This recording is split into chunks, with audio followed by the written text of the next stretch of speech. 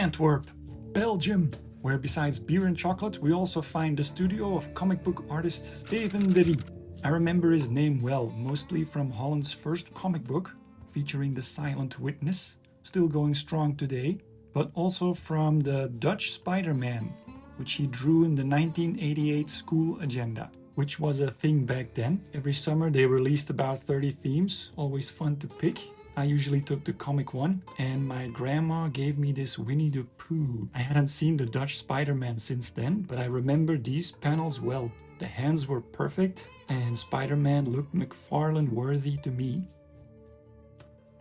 Turns out Steven got this gig as part of a contest, and this was his original entry. What to draw? Why not one from this trusty collection? Steven chose Bruce Lee, so how did he invent his main character? As a child, I bought a Batman comic, meets the Stille Getuige, meets the Silent Witness. So I was like, yeah, well, I didn't know that character, so I was very interested. But there wasn't any Silent Witness in the story, and that made it all the more intriguing. And so I decided to invent my own. I had already invented quite a few superhero-like characters, but this one stuck. I really liked the name, and a little later I found a look for him that I also quite enjoyed, and I've been making stories with him ever since.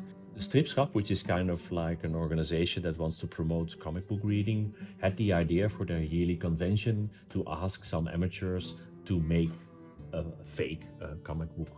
They asked all of us, and I was very eager to do it. And all the others were also, but I was the only one who was actually producing enough material. So they said, well, you know what, we're just gonna do it. You can do your own comic book.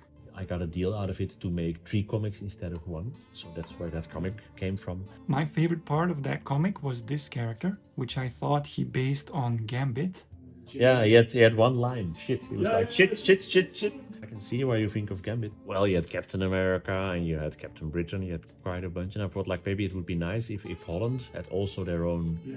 And for the look of him, I actually looked a bit at early Captain Marvel. Yeah, in Amsterdam, one of the famous things from the cities that they have these little pillars of poles called Amsterdammetjes. And the idea of using 2 of them to make an Amsterdam nunchuck, I really thought was like, yeah, that's cool.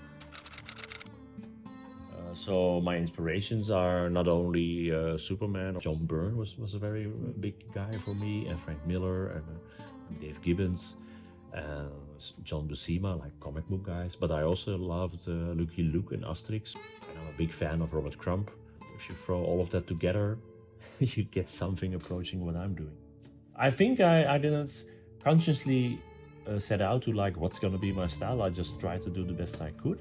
You can see actually if you look back at that work, you can see a lot of mistakes, and then you can slowly see them fading away, but you can actually see it on the page. So I did go to art school, but how to do comics, I discovered that for myself. It has its disadvantages, and it also has the advantage indeed that you develop your own solution, so out of that comes your own style. The disadvantage is that you're not forced. If you're your own professor, you're not forced to tackle problems that you don't like to tackle. A good school would probably force you to face like, okay, you're not good at this, we're gonna work on that. Style is just the mistakes you keep repeating. So, and there's something to that. Of course, everybody is worried about it, and we probably should, but there's not much we can do about it. I think it's just gonna be there. On the other hand, because I also teach a lot, I give workshops on cartooning and I visit schools. And what I always discovered is that children still like comic books. They're not very much into reading it online. They want to hold it still.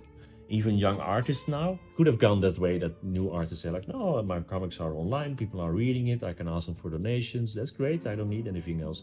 But still there is that feeling that they still want to make books that you can hold. Like for simple things like logos or stuff like that, there's a pretty good chance that people are gonna go like, no, I just type it into the computer and it comes up with something, that's good enough. Because, well, if you're honest, when you look outside and but the average logo for a bakery store or something is not really a great piece of art. So AI art is not that great, but I'm afraid for a lot of applications, for a lot of people, it will be, that's good enough. So that's gonna be, I think those people, the starters, the people who want to learn on the job and get better and better until they reach the level of, I don't know, individual identity as an artist, they're gonna suffer the most from the fact that the computer does it faster and cheaper. And only for me personally, I don't know. The teaching, I get more jobs to do caricatures, which I do a lot, and invitations to schools than I ever did. Because there's also sort of an anti-movement starting that people like, oh, we want to see real people working more than, and it's really becoming a thing. And we want our children to draw with their hands.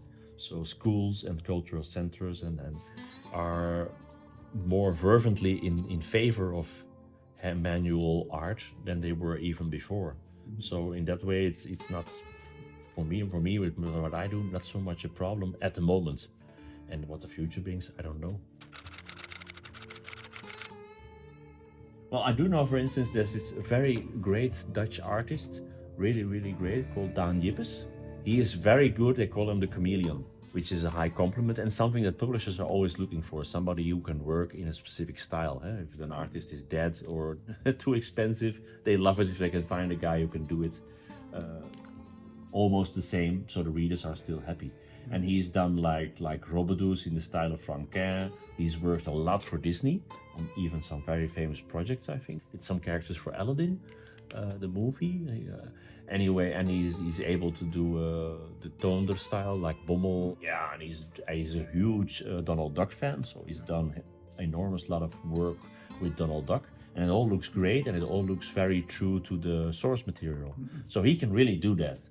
And the point I'm making about him, although I think he probably wouldn't care about that, but is that, so if you look at how much work he's done and how often it's published around the world, he's probably should be the most famous Dutch comic book artist. So he's done in Holland and abroad pretty huge projects, but I think if you go on the street, very few people actually know him. So that's the big disadvantage, I think. If you go do a lot of different things, that it tends to be disconnected in the sense that the public will not really notice it's you. Whereas if you do one thing a lot, you get that people after a while, oh, you're the guy from that character or that series or those cartoons, and then you can build on that. So I think that's the choice. When you can do a lot of things, some publishers will actually like that, but you're gonna keep on having to change probably your whole career because people are gonna ask you to do different things all the time because he's known for being able to do that. And if you stuck to one thing and it works, you can sort of get better in your thing, which appeals more to me personally, I think. Yeah, Steven de Rie is a true pro, and he literally wrote the book on how to draw comics. He does kind of also fall under the unsung hero category for one of his longest and biggest contributions to the Belgian comic book scene. More than 500 pages of the legendary Urbanus series have his hand in them. So as an assistant, more aptly called inker, I ink the pages from a Flemish comic book artist called Willy Lindhout. But we discovered pretty soon that we both were huge Robert Crumb fans, and sort of my guideline for inking became, when in doubt, do it as Crumb would do it. Mission accomplished, I think. Thank you, Steven, for allowing me to visit your studio and for the awesome Bruce Lee Stille Getuige. Very inspiring. Wall to wall. Once a girlfriend said, that's really expensive isolation. Hope you guys enjoyed the video, and I hope to do more studio visits like these. Drop a like if you enjoyed it, and catch you next time.